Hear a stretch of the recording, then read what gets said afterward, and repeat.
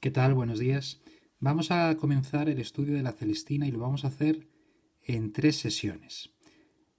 Las dos primeras consistirán en, bueno, lo que hacemos en clase, ir leyendo los apuntes, ir subrayando las ideas fundamentales, apuntando alguna cosa y comentando las más interesantes. Esto nos puede llevar, como digo, 2 sesiones.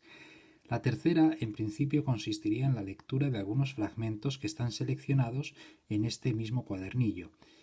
En alguna ocasión podemos completar la lectura o incluso excepcionalmente y por las circunstancias actuales sustituir la lectura por el visionado de algunos fragmentos de alguna versión cinematográfica de la obra.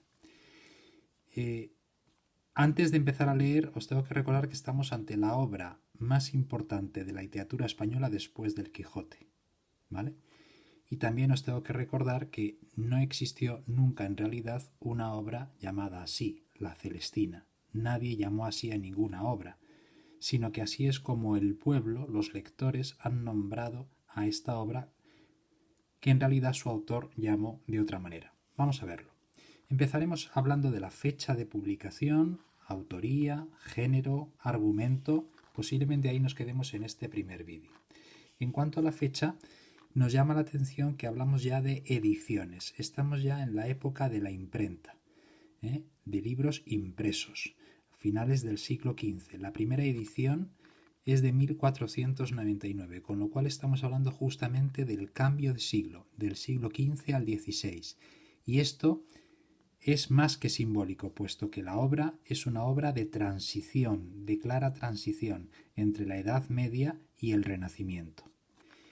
En esa primera edición tenía 16 actos, hablamos de actos como si fuera una obra teatral, aunque en realidad no lo es porque no está diseñada para ser representada, y con el título de Comedia de Calisto y Melibea.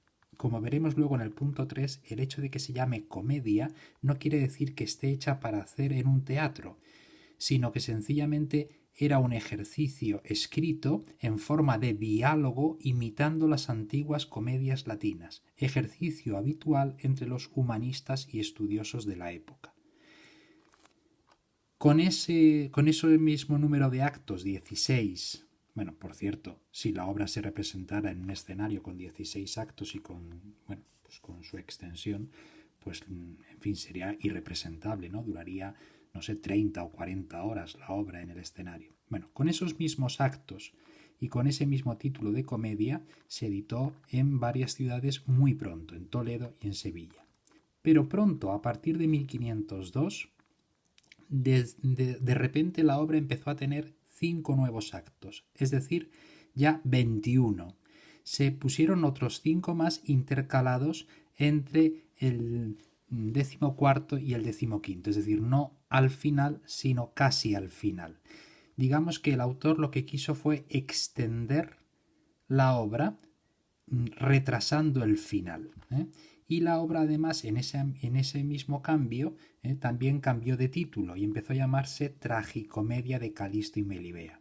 El autor justifica estos cambios porque los primeros lectores de la obra le habían reprochado que llamara a la obra comedia cuando termina. Bueno, pues siento haceros el spoiler, pero es que acaban todos muertos y muertos de forma violenta, ¿no? O sea, el final no es precisamente de comedia y por eso cambió a tragicomedia.